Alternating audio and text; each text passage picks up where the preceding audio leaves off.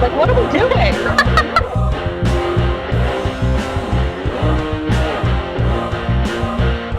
Corey Graves, the ignorant slut. Cannot pronounce the word coup de grace. He says coup de grace. Welcome back to This is a Takeover. My name is David Hensley. I'm the owner and creative director of Long Walk Productions, and I am here to introduce your host, Shelby Ray Patterson. Thank you, David, and welcome to Charlotte's only female-led NXT-focused wrestling podcast. This is a Takeover. And with me, as always, is my tag team partner on the show and in life, Gina Belmont. How you doing, girl? Hey, y'all. Hey. I'm doing pretty great. How are you? Just how are you? Well, before this moment, I was a grumpy Gus today. Yes, I was a grumpy monkey. I was a little bit of a y'all, she got bad word. She got in the car to come here because we ride to the studio together. And she just goes, Shelby, I am a grumpy monkey today. And I'm like, I have never heard you utter a more preschool appropriate sentence in my entire life. Oh, because what I want to say is, why are y'all on meth today? Like, that's what I want to say to them. But spring is real. Spring fever is real. If you try to tell any teacher that... Spring is real. It's not fake. Look here. We are off to a great start, friends. You gonna test me. Any whore. Well, and you also just got back from spring break, too. I did. Right? And so, the Lord was very kind. The kids were fine yesterday. And I was sitting there. He gave you one day. And then he goes, nay, nay. In the words of Bailey Sarian, nay, nay. Yeah. But anyway, no. I'm much better. Relaxed now. Mm-hmm. Get to talk about something we all love and adore. Absolutely. So you said you were very excited. I was, because I get to talk about beating the crap out of people. Which is something that's not appropriate for you to do in preschool setting, so... yeah, it's highly frowned upon, highly. Lots of parents would be calling the school, I would feel. Please know that I don't do that. I don't do that. Go on record to say I do not approve or do toddler beating. Warning. The following content you're about to hear is not real. But anyways, God. Yes. Well, everybody, welcome to the stage, the Toddler Beaters. Wait, but that's... No, stop! That's on the list now for tag team names. Are you kidding me? Thank you, David. We have the Nuns and the Toddler Beaters. Which, both may get approved by WWE. Probably. Look, Vince would probably find the Toddler Beaters funny, because you know how much he doesn't love his son. So. That's true. Now, would that be better or worse than the Ignorant Sluts? Oh, that's got to be worse. So but that's our like D-list name for the Toddler Beaters. Yeah, that would be our heel faction. Sorry, the Ignorant Sluts. I just had. Oh no! Are you good? No, I just had the image of Breezango doing that, and I'm really upset right now of them doing the Toddler Beaters and like coming out with like baby dolls and they're chucking them at the audience, and I'm really upset about it. Because it's something they would totally do. So, no, they would. They would definitely So we need to tweet Tyler Breeze and Fandango about this. Do you need a moment? Like, are you going to be okay? I'm going to take a step real quick. Okay, well, great segue. I wasn't even trying, but cool. So, Gina, what are you drinking? I'm drinking a sour ale today. And it's called It's Tiki Time. And it's from Westbrook Brewing. And it's actually delicious. It's from Mount Pleasant, South Carolina. What does it taste like? It tastes like, quote, get your freaky tiki on with this tropical spiced pineapple, passion fruit, and guava smoothie sour. I was about to say, get your freaky on is not a flavor. But... Look, don't kink shame. I'm not. I definitely don't. But I was just saying. This is going to be a hell of an episode. Yeah, buckle in, folks. Whoa. So I am drinking a seltzer, obviously, because it is starting to get warm outside. So I switched from my very dark red wine that just basically becomes my blanket in the wintertime to seltzer. This is from Press, which I actually hadn't tried before. I've never tried that. I've seen it, but I haven't tried it yet. It looks very fancy. It does. And it's grapefruit cardamom. Mm. So it's like kind of spicy a little bit, so it's good. All right. But I feel like I didn't want to take too much time on our what are we drinking and like pleasantries and stuff, because we got a lot of content. Y'all, this is a lot of content to get through. We had last week felt like it was 2 years long because we just refresh everyone's memory on the schedule of WrestleMania week, which is what we're calling it now. Yes. It's not even just WrestleMania anymore. No, it's a week. I even think WrestleMania goes into the next pay-per-view because they're calling it WrestleMania Backlash. Are you serious? Yes, they are. So 5 How weeks. did I miss that? I don't know. You've been doing a lot lately. Yeah, but we'll get to that later. Yes. So it is now WrestleMania Backlash. So I feel like WrestleMania is just now a month long now. But we had the first ever 2-night NXT Takeover, which I feel like was desperately needed because I mean, there was just so much. There was so much stuff and there were so many great matches, but also we did not get a takeover last year. No, and I think that this definitely was like a, hey guys, I'm real sorry that you missed out on that. So here you go.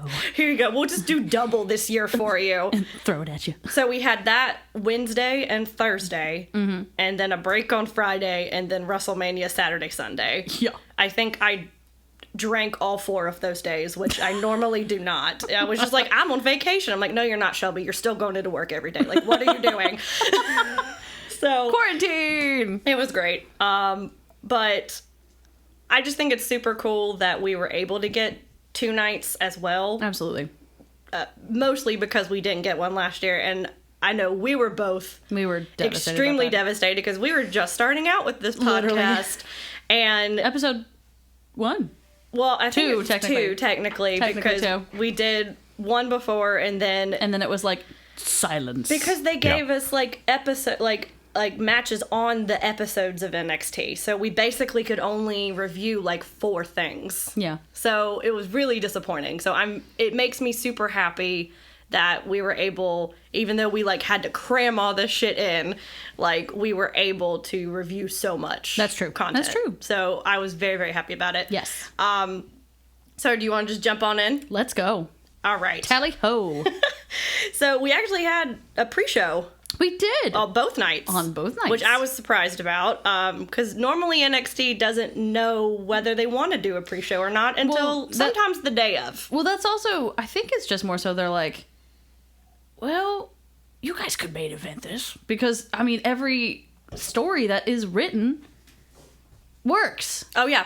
So it's like, I mean, the Vince McMahon approach is, you guys are not doing anything? Yeah, let's go up front. Like, it's like, let's throw this lackadaisically together. Or let's wait for everyone on the internet to start complaining about how we only have 2 women's matches on 2 days worth of WrestleMania. Hang on here, let's sip some tea there. Yeah, exactly. Oh, wow. Oh, you know what? That was even better than the can opening. What's the opposite of ASMR? Oh, something that I definitely... Existential dread? Yeah, that. Yes, that's what I have. I'm going to start that. Oh my God. I'm going to find a way into that one. But anyway, so yeah, basically, yeah.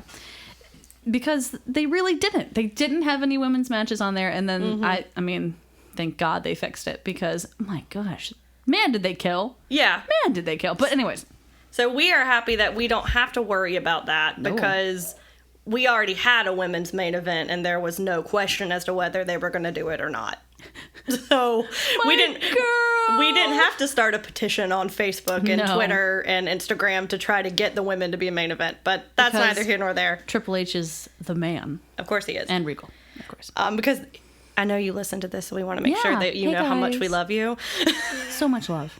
And totally invite us down to Florida. Look, someone is listening. We say this every single episode. Yes. I mean, lots of people are listening, apparently. Hey, so thanks, y'all. Yeah, thank you. I should have said that at the top of the episode. Seriously.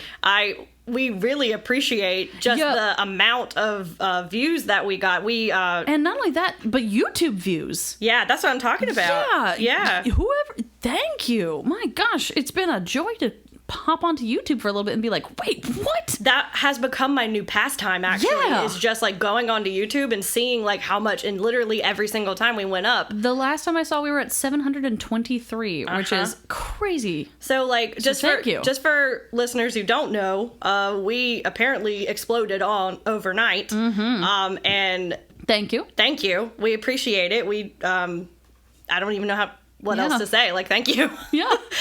You can tell we're not used to being popular. It's like, what? It's crazy to me that I have been a quote unquote content creator for almost 10 years now on YouTube. I have so many videos on there. And the two things that have the most views are, one, a fan film that I was asked to direct for the video game Life is Strange, which the last time I looked, it had more than 500,000 views. Wow. Are you serious? Yeah. I'm awesome. totally going to go watch that one. And then there's the episode of this podcast. Those are my two highest watched videos on YouTube. That just, it blows my mind. And I should mention that the first one isn't even like on my channel. I just directed it. It's on somebody else's. Oh. But at least I can say You can. Your name's on it. Oh, your name's on that. Take that credit. Oh, yeah. But long-winded, but we just thank you. Thank you so much. And Such an honor. We hope that we can keep creating more cool shit for you guys. Yes, absolutely. Because Lord, can we talk? Yeah, apparently, because we've been rambling. Anywho. So night one, we had, for pre-show, we had Toni Storm versus Zoe Stark. Man. And this was, Zoe Stark is this woman who has just kind of come on the scene and just completely exploded. Yeah, like she came out of nowhere. Kind of like MSK. I mean, yeah, but most of the time with that, they'll have the good run and then they just fall away for forever. But like, this isn't going to I can tell that this is not going to happen. Yeah. With her. Well, Because Hunter loves her. Well, I was very happy that they put her with Toni because one, Toni is Toni. And she's amazing and will help, whoever's in the ring. But like, it was a good match. Absolutely. Like, and usually pre-shows, I definitely check out. Oh yeah. Like, yeah, no, that's the still time where we're pouring our wine or we're pouring our drinks. We're getting we're having our I almost said antipasta. I mean, technically it is, but appetizers. Yes. We're getting our food ready. Yes. And then we're like, okay, we're here. Yeah, but I mean, I thought it was solid. It's one of those things like, it's okay. I feel like it's okay if your pre-show isn't like super stellar. Yeah, no. Right? I mean, it was great. Yeah. I mean, great for a pre-show. Yeah. I mean, Toni Storm can just do just about anything. Yes. And I think Stark she can move. No, she can, and they kept up with each other really well. And I mean, good pacing. I like to say that in every episode. Good pacing. It's my thing. Yeah, we just need someone that will go through our episodes and like just count like the same phrases that we say over and over again. Oh my god! I feel like that's a thing that we do. But I mean, the way that it ended, I'm not a huge fan of the endings where it's just like a roll up or a small package or something like that, which is what this was. Like, she rolled her up and quick 1, 2, 3, and then she's out of there. Yeah. And I'm usually not a fan of that because I like when it's an actual finisher. Yeah. Right? Like, it's built up to that moment and Yeah. Like, it's there and not like, oh, wait, what? Oh, it's over now. Yeah. Yeah. Okay. Which, I mean, that's fine. Like, again, it's pre-show, so you're not really expecting a lot anyway. I mean, I gave it a 3. Yeah. Like, there's really not much to say about it. It was just a regular, like, 5-minute match, and so I thought it was good. So, this is the one thing that is, I guess this is just something that I saw, and this is just aesthetic. Toni Storm's hair has become so ramen noodle crunchy. You are so obsessed with this hair. I don't. Look, like, there's crimping, and then there's like, girl, that real? Is that real? Crimping is coming back, though. No, crimping's fine. Yeah. But hers, it literally looks like she took it out of the ramen noodle, like, pot. Like Justin Timberlake, 1996, right? Like, like in it. I was in a. Oh my god, I can't talk. In sync. In sync. That's what I meant to say. Oh yeah. That type of ramen noodle hair. Yes, but you know. We can't hold that against her. No. I'm just curious. Is it really her hair? Most probably not. That's what I thought. I was like, there's no way. Most of them don't wear their real. I mean, it's their hair and extensions and everything. Oh, yeah. Because I mean, who really can deal with hair that's all the way down to your butt? Like I can't. No, stand the you can never. Listeners, if you don't know, I have very short hair. Very. I actually have one side of it that is shaved now because I can't stand how long my hair gets. So. I wouldn't be able to do it. So kudos to people who actually do physical activity in long hair. Hey. Yes. But yeah, gave it a 3. Yeah. Thought it was pretty solid. Overall nice. So we go into the actual show. And of course, in NXT fashion, we have to have a badass guitarist that opens us up with the national anthem. Which, glad it was the national anthem and not just America the Beautiful. Why? I don't really know why. I don't get it. But why? Because it was WrestleMania that did America the Beautiful. Yeah, don't get it. But I mean, here nor there. But it was Nina Strauss from Alice Cooper. I hope I said that right. I believe that is correct. Okay. Don't quote me on that. Don't come for us. Anyway, I know Nina Strauss. But she's awesome. Nina Strauss is correct. So we have that, and then it opens up, and we actually have more people. And they keep adding more and more people. So we actually have a whole nother row of people now, which was super cool to see. And the Jumbotron was still up. Yes. And the thing that I love, I don't look. Maybe I think it's new. It is new. It is new. Okay. Yeah. They put a overlay on top of all of the video camera, Zoom screens basically, and they've got the chain link fence over the Zoom call, so it's so cool. It looks like they're actually in the cage still. It's like you're there. I mean, I don't know if they see the cage. They don't. It's just a Zoom filter that they put on there. Peasants. You're not on the exclusive list of people that we invite to these things. Poor. But it's okay. You can look back on the recording and see it and be like, oh, it looks like I was there at least. And also, talking about decor, we have our awesome badass skull. The set. So usually, I mean, NXT always delivers when it comes to set dressing and stuff lighting, like that. And the lighting. Yes. Gina loves lighting. So I like lighting because I suck at it. As a theater person, I can't design lighting worth a crap. So if somebody does it well, I am all about it. I agree. I'm like that person that's like, like your grandmother was like, in another life, I would have been a ballerina. Like they just appreciate it and they can't do it themselves. That's me with lighting. Like, I can't. Well, and because the lighting on the skull, like it just looks... Oh, yeah. But no, I'm talking about the lightning too. Oh, yeah. The freaking lightning! I forgot about the thunderstorm. That was the freaking coolest part. So we had like a whole simulated thunderstorm that started off each night. That was super cool. It was awesome. But we had this awesome 20-foot tall skull. And... in the eyes, oh my god, so cool. They light up, but not only do they light up, but they have every person's logo inside of them when they come out for their entrance. That was so cool. Just super cool. So we always have to take time, listeners, and gush about the set because we are true blue theater people, and we would not have it any other way. This is a good combo. It's true. Wrestling and theater, they just kind of... They go together. So our first match on the main card was Pete Dunne versus Kushida. And I can't. I can't. I say it for you. It's fine. Pete Dunne. Then is that how you say it? I wish, listeners, you could have seen her face try to say that. Anyway, but yes, Kushida and Dune. I love both of these guys, but I am starting to get a little frustrated with Kushida. And really? That's not what I was expecting you to say. And not anything that has to do with him as a wrestler. He is doing perfect and fine. Yeah, I think we know where he's going.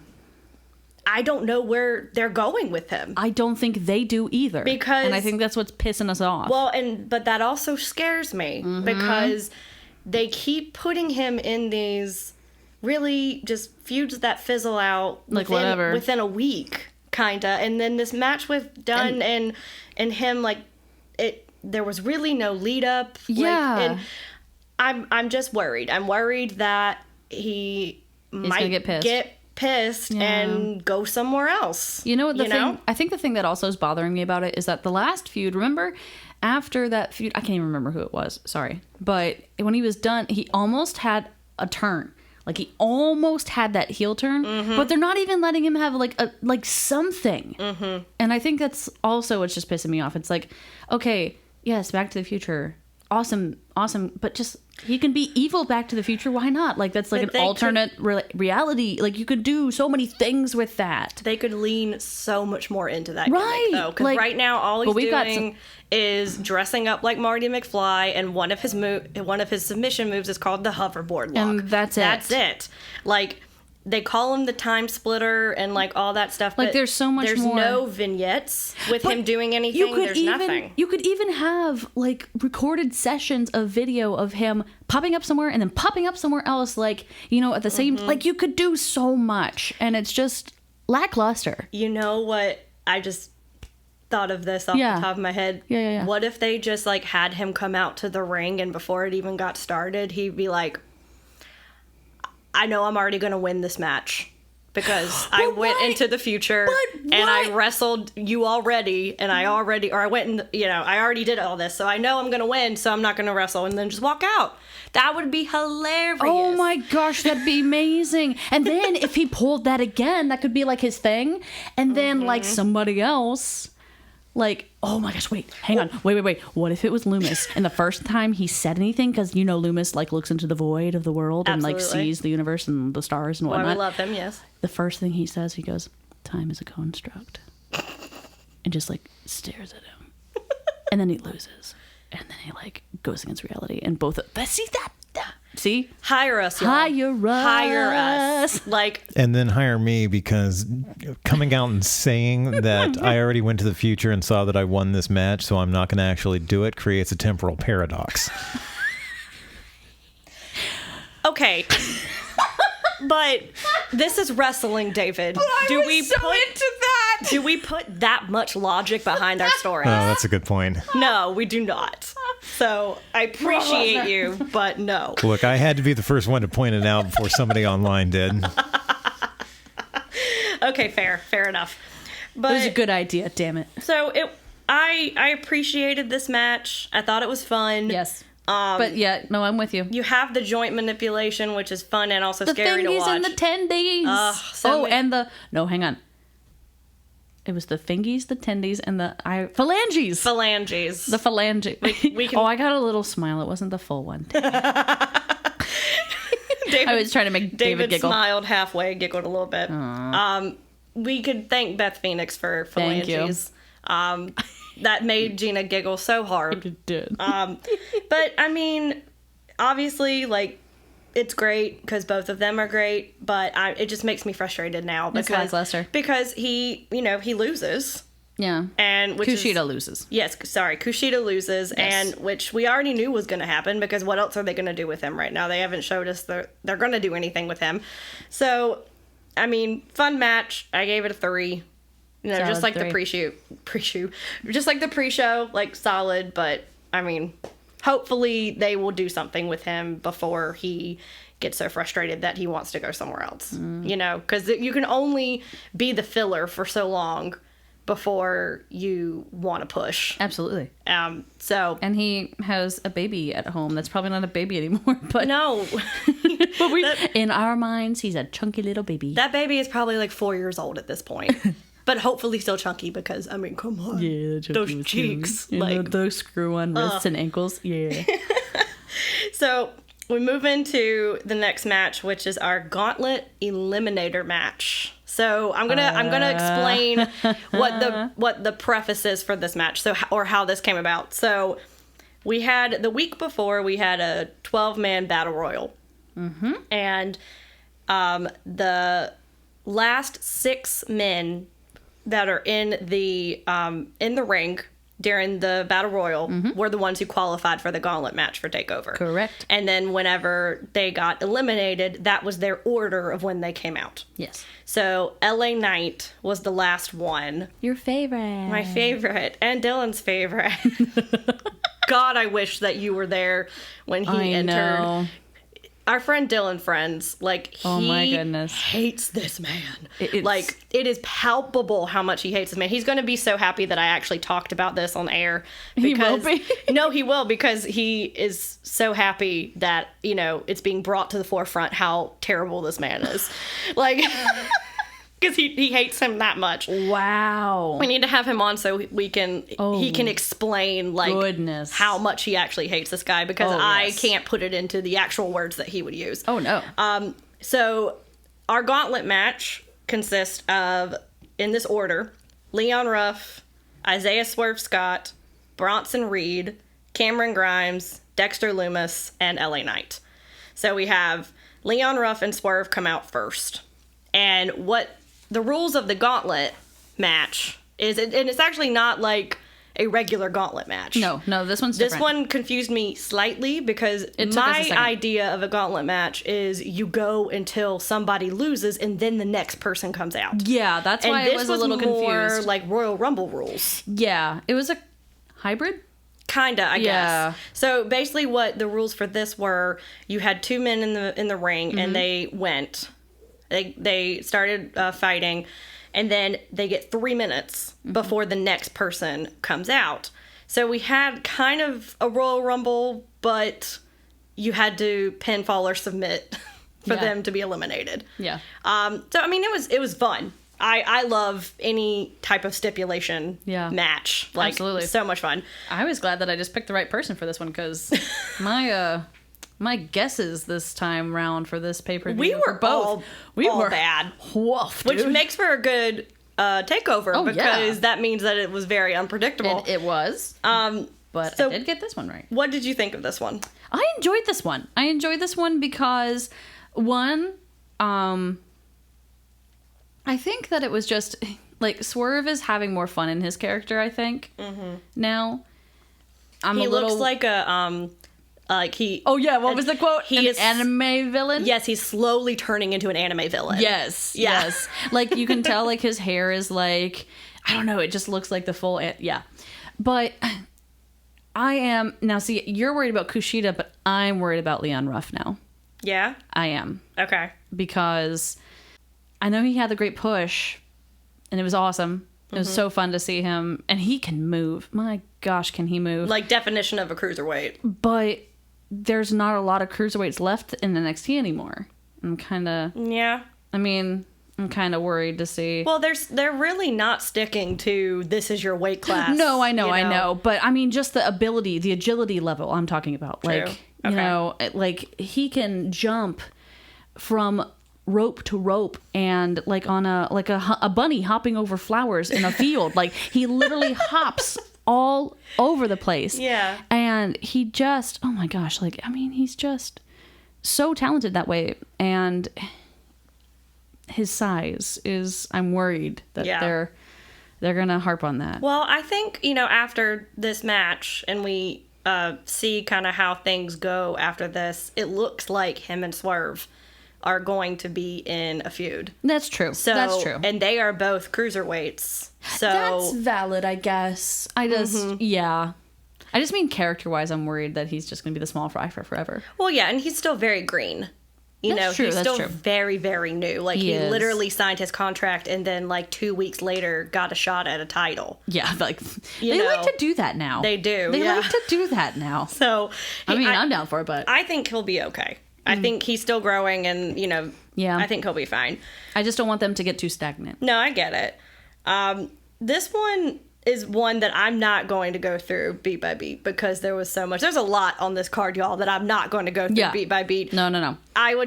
I mean, obviously, go watch it if you haven't watched it. Yeah, because it was it was great. great. So we basically just fast forward and we get everybody into the ring, and I mean, we almost get everybody into the ring before anybody gets eliminated. that's which true. I was surprised at. Yes. But that meant for like so many shenanigans that happened sorts all of- throughout, which it made me happy, because whenever anybody got eliminated, it was very clear that whoever eliminated them, that was going to be their person that they were going to have a feud with That next. is true. And I love when that happens, and that just kind of plays out naturally. Yes. Instead of you just throwing two people together, there's a reason why these people are fighting. So, like, for instance, LA Knight rolls up Dexter. Yeah. When Dexter's trying to, like, choke out, essentially, Cameron Grimes, and makes Dexter lose. It makes him be eliminated. And then pretty soon after that, LA Knight is eliminated by Bronson. And the gentleman that Loomis is, my husband. He waited. He waited for him. Like a good gentleman. And he like didn't interrupt the match. Like he waited until he was big gone. spooky gentleman. He sat there and he waited and he choked and then he choked the life out of him. Like, it was a lot. That was great. But it showed that, okay, in my mind, these are the two that are going to be having a feud next. Oh, yeah. And it set up every single person in that match for their next feud. And I thought that was just really brilliant. So Bronson goes over on this one, which we did not. You predicted. I predicted. No one that. else predicted. I love Bronson Reed and in gauntlet matches and in, like, you know, just all these other, like, when it's multiple people, he thrives in that environment. Which, it's crazy because the dude is 330 pounds. Well, I mean, look, people are going to move around him. He's not, I mean, yeah, he is going to move because his agility is stupid. Yeah. But he's like a Keith Lee. Like, he is very similar to Keith Lee. His presence is great. And I can't wait for that little Godzilla to come back because it's just so cute when he walks in with the Godzilla. Well, he can't because of the movie right now. Oh, I know. But once that movie's gone, though. The little Godzilla on his shoulder is so cute. He's going to come back, y'all. So it was so cute. It was just on his shoulder. It's like at Ren Fair when you've got, like, those little, like, you know, bird thing, phoenix things on their shoulder. It's like that, but it's Godzilla. Oh, I love it. Props had a blast with that one. Yeah, so hopefully we'll get mini Godzilla back after Godzilla vs. Kong is out of theaters. Yes. At least. So we have Swerve and Reed. They're the last two, which I did not expect that. I thought Dexter was going all the way with this because I was like, this makes sense. And because you were so offended that I didn't pick him. I was. I'm like, what kind of a wrestling wife are you that you're not going to pick your husband to win this match? But then, listener, she proceeds to tell me that she goes, oh, when I heard you listing everyone, I didn't hear you say Loomis. It's true. I did not. And I was like, do not put this on me. This is not my fault. I'm not putting it on you. I'm putting it on my ears that are deaf, apparently. But to be fair, even though, and I'm sorry, Loomis, I still would have picked Bronson Reed for this because I really would have. Okay. Because he's just, you know, I love Bronson Reed, and I think that he's finally been getting up so close that this has finally been like yes. Yeah, and he goes over in, like, the craziest way. So he does this, like, crazy combo that ends with a splash from the top rope. Because of course it makes sense that a 330-pound monster would do a freaking splash. And you watch the soul leave Swerve's body. Yeah, and he goes over. I mean, I was surprised. It was a great story. It set everybody up to succeed later on. So, I mean, I gave it a 4. Oh, solid 4. Because I was just like, this was fun. Love a stipulation match. Oh, yeah. And, yeah, it was great. And then great mid-card. That winner would go on to... Yes, so the winner of this match was to go on night 2 to face Johnny Gargano for the North American title. Heck yeah. So we'll come back to that later. So that was great. So we go into the next one, which is, this was a match that I didn't think I wanted until it was put on the card. Really? And, yes. So this is for the NXT UK Championship. So yeah, that's right. You were a little wary of this. Tommaso Ciampa versus Walter. And it has nothing to do with either one of them. Yeah. I am a bad NXT fan and forgot about UK, to be completely honest. Well, okay, no, hang on. I'm going to give you a little credit. NXT UK was gone for 6 months. You're right. If not more. Like, nothing. Silence, radio static. And not even just not being on TV. No. They were gone from social media. Everything. And everything was silent. So I guess you're right. I give you credit. Thank you. You're coming back into the game. Yeah. But I was very excited for this match because I know, and I'm also a bad NXT fan, I've never seen Walter actually work, because when I started, man. and that's what I just was so excited, because Ciampa is stupid good, and Walter is just such a presence. Oh my God, that man is freaky. He is huge, and then you have Ciampa, who is just a twig compared to him. Compared, he's yes. not No. tiny. But He's compared, over 200. holy cow! But yeah, when they announced the weight, I was like, he looks like he's like 10 compared to Walter. Like, he looks like a 10-year-old Walter soaking wet. is 6'4". He's huge. But like, and we talked about this also that night, about how he's such the definition of like what a European wrestler is. Like, if you're gonna put on a TV show, a movie, like or if you think back to like the 1900s, when you think of like a boxing match, yeah, it's a man that's not jacked like today. Like, this person is solid. Like, their shoulder is like as big as a house. Like, you know what I mean? Like, they're body built type. And so every time I see him, I'm like, but that's like the European like star. Well, he is. And he is. He is from Austria. There we go. And I mean, just the center of Europe, right? So, like, just the pinnacle. Exactly. Oh my gosh. He has over 700 days as UK champion. Just undefeated. He's the longest reigning champion of all time across any WWE brand. He's insane. And he never gets talked about. No, never. Like, they never, and that's what the thing that I guess is just like, what? How could you not? Like, I'm shocked. Maybe it's because Vince just doesn't check on people unless it's Saudi Arabia, because they're giving them so much money. Well, he doesn't watch NXT at all. And that's the thing. So, because if he saw, oh my gosh, if he saw, he would have been Walter, snatched up in a heartbeat. He would have inappropriate things, because the man's got a hard on for big men. He sure does. Napoleon complex much. It's okay, Vince. We still love you. But like, it was not that I didn't think that this was going to be good, because no, but it's on paper it can't be bad, right? Yeah, but if the title came over here, what would happen? Right. So I'm sure that's your thought. Yeah. Like, in the opening thought, you're like, well, what would happen if it was here? Like, what? And even though, like, you kind of knew, spoilers, Walter retains. Yeah. Sorry, but that wasn't supposed to be a spoiler. It was just right. Yeah. Oops. I mean, we get to it at the end of each match anyway. So, dang it, you're right. We should. This show is one big spoiler alert. Okay, like, if you haven't seen it, like, spoilers. So sorry, but too bad.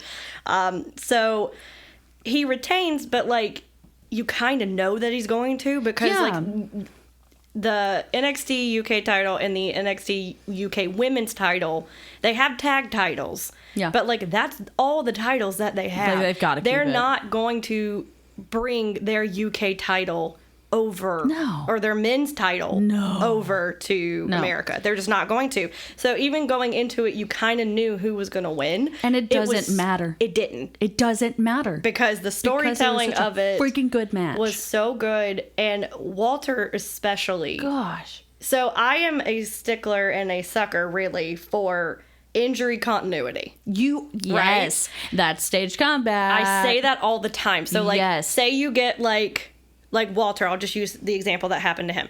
So he gets injured on his left hand. Yes.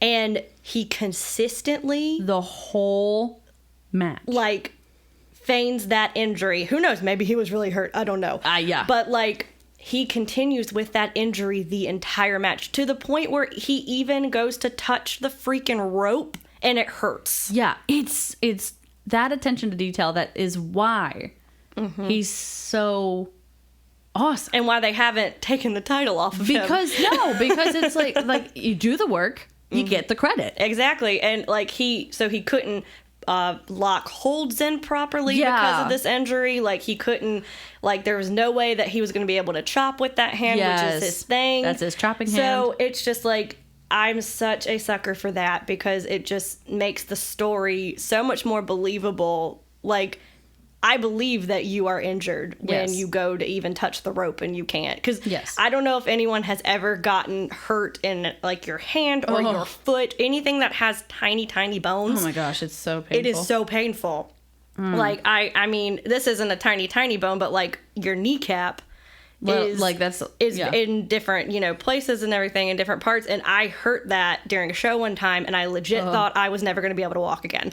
Yeah. Like, because it hurt so bad. But yeah, I mean, I was there for that injury. That was a serious injury. Yeah, but like anything that has to do with just bones in general, but the tiny bones, like, it hurts. I mean, I did mention this a couple times in this match, because speaking of tiny bones, no matter what your size is, no matter if you are a quadruple zero or if you are a 10XL, if you stub your toe, it's gonna hurt like a MF. And I kept shouting out at Ciampa. I was like, stub his toe!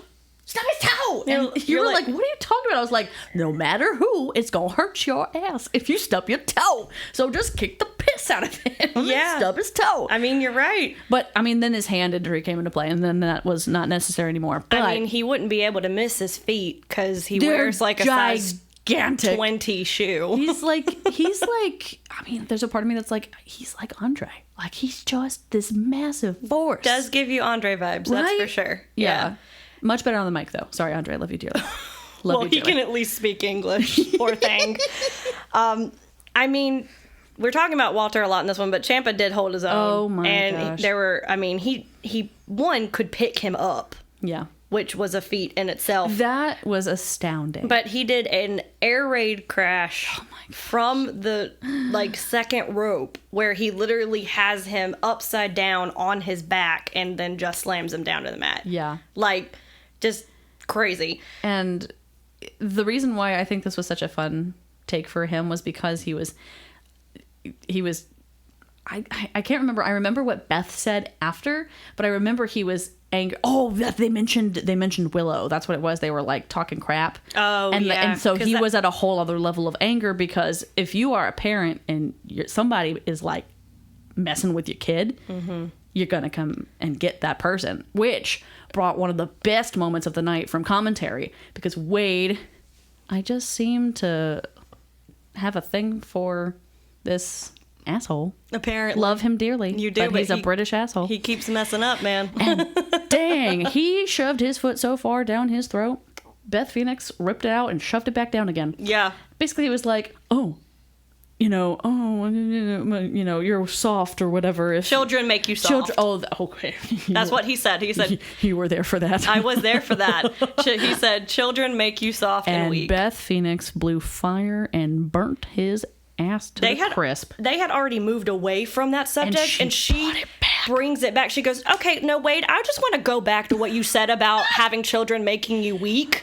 Like, oof. There was a clap back. But, I mean, it did fuel him. And he did, he lifted that man. I mean. Well, that was that is a credit to the story that they had building, which also concerned me, because there really wasn't that much, except for like he was talking about his kid, but he could eat breadcrumbs and still have an amazing storyline. That's true. He could eat like what the Grinch stole from the mouse, and he'd be there. Like, so not a lot. And nothing. He could take nothing and then just be like, okay, I got it. And I mean, and I'd believe him. Walter, he retains. Yes. With a series of German suplexes, which Brock Lesnar, if you are listening, take some stupid notes. You need to watch Walter's suplexes. Actually, you know what? Hang on, no. Don't watch. And here's why. Because if you come back and you actually start to do stuff, then I'll be pissed even more at you. Okay, that's fair. Don't watch it. That's fair. Because you're not good enough to do it. But also watch it so that way you feel inferior. So, because his suplexes are perfect every single time. Insane. So he goes over with one of those, which I totally believe. I gave it a 4.5. Oh, because it was brutal. Like, I would have given this a 4.8. This is one of my favorites, but you don't like the extra numbers. I hate the extra numbers. She's the one that's like, Shelby, can we give this a 3.75? Okay, hang on. I always go in increments of 2. That's how it works. When you're listening to the sound on the radio, it's increments of 2. Yeah, but on the TV, it's increments of 2. If I let you, you would have done that, though. Oh, absolutely. You would have been like... Like, I genuinely wanted to give the gauntlet match a 4.2. Oh my God, why? Why does it even matter? Like, what does that 0.2 even mean? Because it's better than a 4. Oh my God, okay. But it's not as good as a 5. Whatever, I gave it a 4.5. We're moving on. I don't know why that makes me so angry. It doesn't. I don't It makes me laugh harder. So, okay, our next match of the night, which is our semi-main. Yes. So we've gotten through almost the full card for the first night. Yeah. So we have the NXT Tag Team Triple Threat match, which try saying that 5 times fast. You know I'm good. I really had to think about that one, y'all. That's like one of those like tongue twisters that you use when you warm up, Yes. before a show. Like, We've been doing a lot of those for our show. oh, I hate those And so British much. accents. Oh, even worse. So we have MSK, Legado del Fantasma, and Grizzled Young Veterans. So this match was not even supposed to happen. Nope. Not planned. This match was supposed to be MSK, who are the winners of the Dusty Rhodes Tag Team Classic, versus Oni Lorcan and Danny Burch. And 2 weeks before Takeover, Danny Burch separates his shoulder. The same way Karrion Kross did. And Karrion Kross was the one who did it. Which You know he felt so bad about it. I don't know too. if that is like, I don't know what that is, because you That's don't want unfortunate. You don't want to call it like karma, because No, it's not. no. But like, I mean, he's out for 6 months I mean, yeah. because it's a separated shoulder, and Like, that is going to take forever to That's heal. just the devil being like, heh.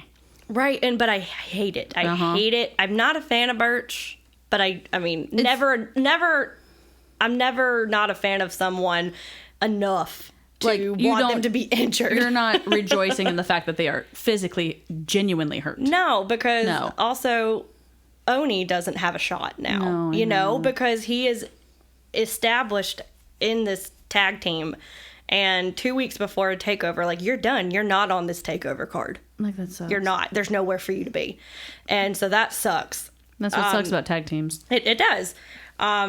But so instead, we have this triple threat, which at first I was super pissed that Breezango was not in this match, because Truth, though. Truth. I mean, wrestling wife, you got to be supportive, right? We want all of your husbands to be on the card, right? You just do. Oh, man, do we? But also, like, they just can't catch a break. Like, they literally, Breezango, I mean, like, Oh, no, they can't. they, Not at all. They can't. And so I was mad, and then they were on the pre-show for the second night, so I'm like, okay, fine, whatever. Yeah, but still. But, I mean, it was great. There was too much stuff to write it all down. Yeah. So, really good match. I would suggest everybody go back and watch Yeah, it. really good spots. Wesley Holy cow. is my dude. Like, He is unreal. So Wesley is a part of MSK. So you have Yes. Nash Carter and Wesley, which I, for the longest time, I thought his name was Wesley. thought his first name was Wesley. And so Princess Bride Wesley. and I can feel his pain, because growing up, everyone thought Ray was my middle name. And so they asked me what my last name was, and I said Ray, and they're like, your name's Shelby Ray Ray? And I'm like, yes, because my parents hate me. Like, why? Why would you think that they would name me that? Like, Because they hate me. and they Also, don't. happy birthday, Mama Ray. Yes, it's my mom's birthday Happy today. birthday, Mama Ray. So I don't. This will probably not come out on your birthday, But it still counts. But today, on this day, it is your birthday. So happy birthday, Mom. So yeah, I feel his pain, because Yeah. but it is Wes Lee. Lee. So his last name is Lee. But I think he's going to be the next guy. He's a star. Like, I think they're going to have a great run as a tag team, but would they eventually break up? Yeah, I sorry, love dude. Nash Carter. Sorry, Nash. Unless he gets significantly better, Wesley is... But not only that, but just on the mic, too, his persona. Yeah. Oh my gosh, he just radiates like star power. It's like one of those, like, you know, when you meet someone and they're really excited about something, like, they just vibrate. but not in the annoying way. Right. In like the really cool way. They're just, like, genuinely happy to yes. be there. And Yeah. you're like, oh man, like you know what you're talking about. He makes you root for him. yes. For sure. Absolutely. So, I mean, I love tag teams. I know you love tag teams. Yeah. Tag teams is like where I started. So. Yeah, and so they're fun, and we don't have enough of them, so we need more. Yes. We always need more. I mean, it was great. I mean, there were a lot of different spots, but there was one in particular, and I know you know which one I'm going to talk about. So Gibson from Grizzled Young Vets has Wesley in a submission, and then Nash Carter starts crawling to him. Bro. and stops his hand in mid-air about to tap from tapping. And it was so good because you could tell he looked at him in his face and was like, no, man, don't do it. Don't do it, bro. You're so close. Don't do it. Like that moment, like I know there was memes about it all the time being like, you know, tell someone like, or tell your whole world that like whisper something sweet to them and they come up to the person and they're like, yo, bro, you're really important to me. And it's like, bro, why are you whispering? Because you're my world, bro. Bro. That was the moment that happened. Well, they are the bros, for sure. Oh, for like the souls are connected. That bromance is for real and with not those like, two. Not like the Matt Riddle bro. No. But like the actual bro. Like Finn and Poe in the first Star Wars. Yeah. That bro is real. The broship is real. The broship. Actually, that's really accurate. It's not a bromance. No. It's a broship. Broship. Yeah, exactly. I'm coining that term right now. Okay, broship. Trademark. It's mine. Broship. We can add it to our list. Yes. Add it to the list of T-shirts. Oh God, the list is probably like you can do the whole. Hey, anybody reach out to us about that? That'd be cool. Thanks. Bye. I mean, I do know a guy. Oh wait, what?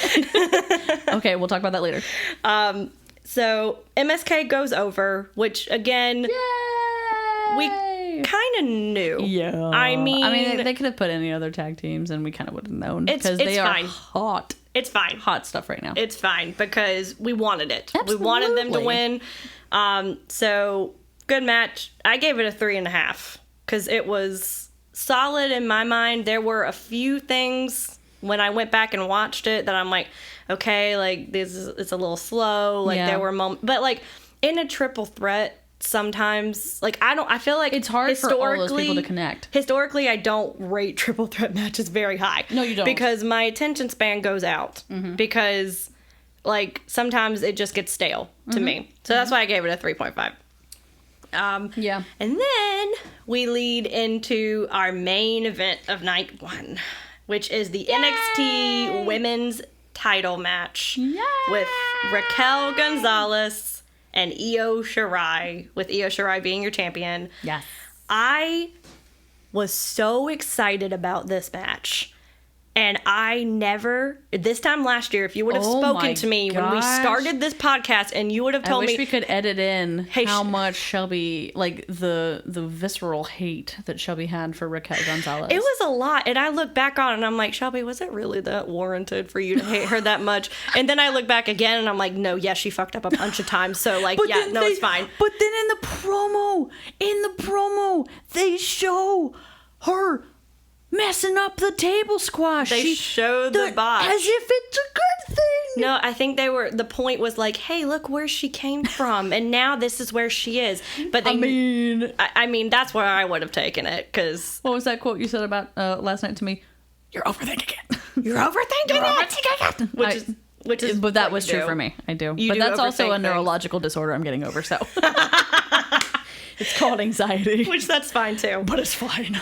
So I was so excited about this match, and again, just fire from the start. Like the build up to this, they built it up like it was a men's championship match. Like they're just like suddenly attacking each other in the back, like the week before, just beating the tar out of each other. Literally, Io was just randomly coming out and beating her, just sidelining her. But then Raquel would just flatten her, cause duh. And then we would cut to commercial, and then 20 so minutes would go by, and then she would do it again. Yeah. And then she would just jump out, and she's like, you should have killed me, and just pushes her, like, and then Raquel has to legit put her through a freaking wall, like, for her to stop, and then even then, we end the episode the week before the go home show with them at each other's throats after she gets thrown through a wall. So, because Io Shirai is the just most badass woman. Crazy. She's crazy, and I mean, she put a trash can on top of her head and jumped off of the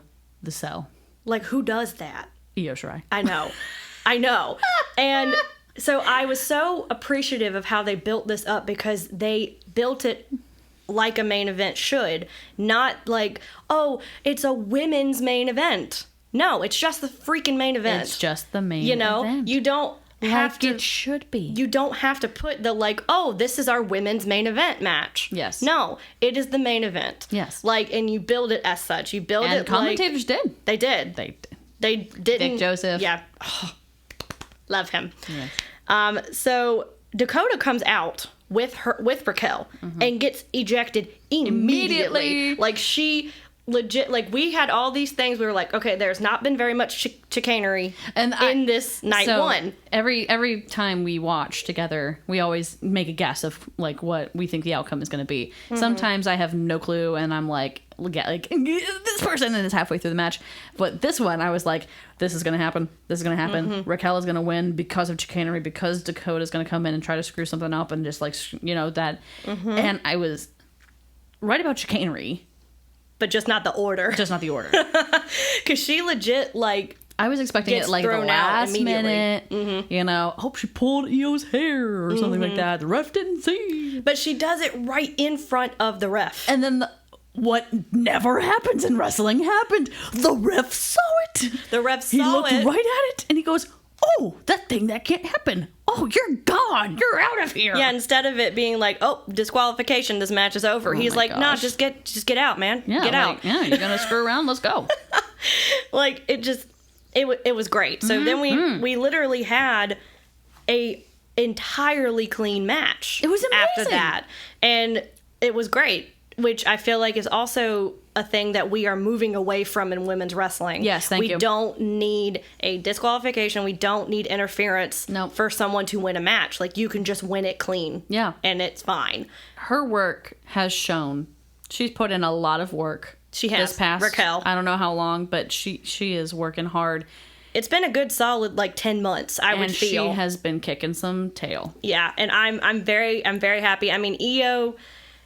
Beautiful flying moments. Her evolution has been great to watch too. Her transitions in this match are just flawless. Remember how my thing with Io was that it would take her a while to get started in a match? And now it's like nothing.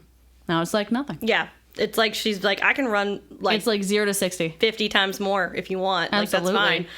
And, I mean, she does this one... move that kills me every time, and it's a blind moonsault.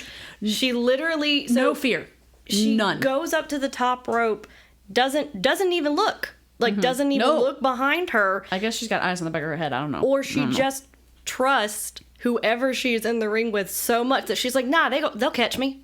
It's fine. It's fine. Like, and if they don't, I die. Like, this is how I die. Like, most of them want to die in the ring anyway, right? Like, we've come to that conclusion. Adam Cole. Johnny Gargano. Super Johnny Gargano. Super. But I'm just going to fast forward and get to the spot that we're all wanting to talk about, which is the skull spot. So when I watched this, so I watched it twice, once without you and once with you. Yes. When I watched it for the first time, when they unveiled that skull at the beginning of the show, I said, Io's going off of that. There's no way that she's not going off of that. I'm sitting there looking at the set design being like, man, that skull is painted so beautifully. Oh, look at the LED lights in the eyes. Oh my gosh. And then, like, not thinking about that at all. And then I'm over here like... Io's jumping off that. This bitch about to go off this skull. Like, she's going to go off the skull. Like, and then I saw the spot leading up to this where she throws her onto the ramp, and I'm like, yep, they're cutting to replay. Yep, she's getting ready. She's getting on top of the skull. And then they do this... slow camera pan up, and you see it's her, like in the cartoons, and she's just chilling up there, and then just goes and just jumps on top of her, and the sound that Raquel's hip makes. I don't think it's her hip. I think that's Io's hip hitting it too. It's not Raquel, because I went back and watched it. Io ate her hip, her butt. Oh my gosh, she's got a bruise. She's not sitting nicely. Her whole body is a bruise. Yeah. She matches her magenta and black suit. Exactly. Her hip definitely does. Oh, sorry. I thought I had to sneeze for a second. Bless you. I don't know. What? Like, it's still there, but I think it's... Look at the light. Look at the light. Look at the light. No, okay, it's fine. Okay. It'll come back and haunt me when I'm in the middle of a thought. Yes. So we do that spot, and... it's beautiful and magical, just like all of Io's high-flying shit. Yep. And they land right on that metal. So the sound Io is awesome. just like dragging her back to the ring by her hair, and she throws her back in. I'm like, oh wow, okay, so she's actually going to retain. Like, this is crazy. Yeah. And then 1-2, Raquel kicks out. And you're like, wait, what? And I mean, it was crazy moment. I mean, everybody in that arena just popped because everyone was shocked. Cause we all were. I'm sorry.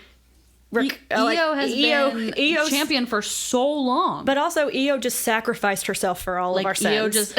she just jumped off of this skull for all of us. Io has no butt or hip anymore. And it's disintegrated. And it's all for us. All for us. So obviously you think she's going to win it. But then Raquel kicks out and does her amazing one-arm power bomb. I love that thing. I know that it was growing on you. I'm here for it now. Nice. I'm here for it now. Nice. We can agree now. We can. Yes. I'm here for it now. Oh, I've loved it. I love that thing. And we have a new NXT Women's Champion in Raquel Gonzalez. And I mean, I'm happy. I'm happy for her. Man.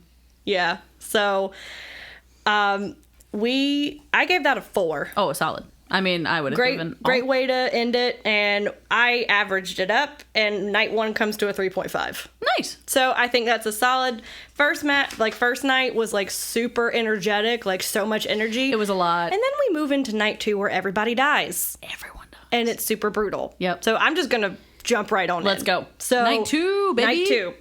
We have the pre-show is Breezango versus Killian Dane. And sorry, Breezango versus Killian Dane and Drake Maverick. I mean, I forgot him. You're not wrong. I forgot him. No, you didn't. So I didn't. do like Killian and Drake's little big brother dynamic. Yeah. I do like it. But also... It's funny. And they were a good pairing with Breezango because they're the comedic tag team. They come out dressed as different characters every single time. They were pirates this time, which I adored. That was pretty cool. Breeze wrestled in his pirate gear the entire time. Yeah, up until it literally just fell off him. Even the hat. And they threw the hat. And I was sitting there and I was like, he's going to rip that off.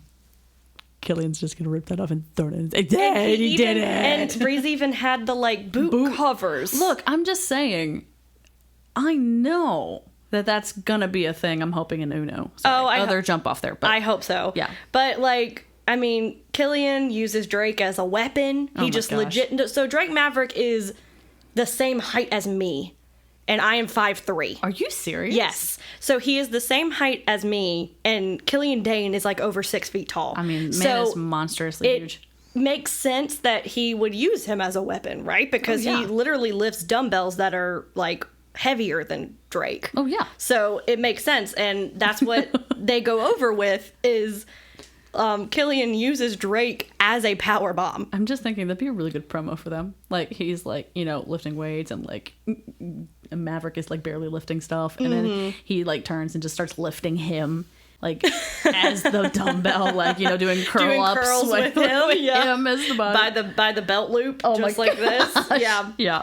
I mean, so he picks up Drake and power bombs him on top of Breeze, I think it was. Poor Breeze. And he takes the pin, and Drake and Killian go over. Yep. Which again, it's the pre-show. It wasn't very long. I gave it a 3. Yeah. I mean, honestly, it could have gone either way. It would have been cute. It would have been nice if it was Breezango. Yeah. But I'll get my way eventually. Yeah, I know guess. you will. So yeah. So we move into the main card, which is the undisputed NXT Cruiserweight Championship match. Undisputed. It's undisputed. And also, it's a ladder match, so I'm gonna love it. Yay! Because ladders and high things. I love ladder matches. I just love them. And I was excited about this one, particularly because I have watched Santos Escobar before he was Santos Escobar. That's right, because when he was in Lucha Underground. Yes, and he was King Cuerno. For any of those super fans out there of Lucha Underground, I'm a big fan. You need to watch it. Oh, I know. But King Cuerno was such an awesome character. To now see this and to remember his high flying stuff that he's done, I was ecstatic to see him in a one-on-one match without his two little lackeys. Oh, finally getting to do the stuff that he can do, because his side guys are great. They can do their own work, but Escobar has not been able to do the work that he can do. And I have been trying so I'm like, come on, give it to him. Like, yes, he's got the title, but like, come on, like he can do so much. So finally I was so excited. And then I was also excited because if you guys didn't know, I really like Irish guys. And this guy's like super Irish. Yeah, so we have Santos Escobar versus Jordan Devlin. And Jordan Devlin is super Irish. Super. Like, so Irish that he, like... He trained from Finn school. He did. He graduated from Finn Balor's wrestling academy in Ireland. Like, you can't get more Irish than that. Right, which is might as well awesome. have been born with a Guinness in his hand. I mean, honestly. They're both from Bray. Yeah. So I just thought that was really cool. Yeah. I mean, Devlin's moonsaults are just like a beauty to watch because Devlin is just an acrobat. It's literally, you hear the noise of pew, like as he is doing his flip. I mean, just lots of ladder spots, obviously, because it's a ladder match.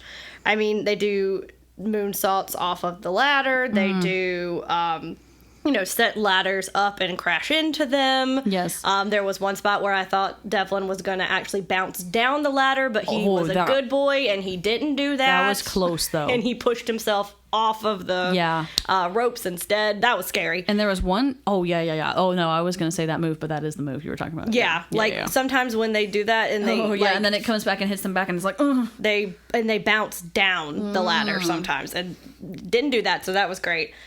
They do have this one move where it was a Spanish fly that they did together, and they literally just look at each other and the hatred that they have on their face. Of course, I was going, make out.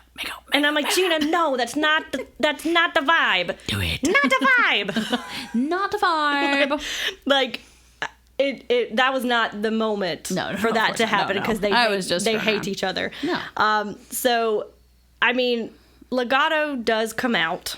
So his two lackeys, they do come out, and there's some chicanery that happens. Yeah. Which I didn't think was necessary, to be completely honest, because he was just brilliant fine on his own. And that's the part because he can do so much with them. So they come out and they beat up Devlin, and then Escobar legit goes to them and is like, nah, man, I got this. He's even smiling. He's like, thanks, guys. Thanks, but like, not necessary. I got it. Like, I am good. Go back to the back, my dudes. Like, you're fine. Yeah. So, I don't know. It just didn't make much sense to me. It was a weird part of the match. It was. Like, it could have been fine with if they had just cut that out. Absolutely.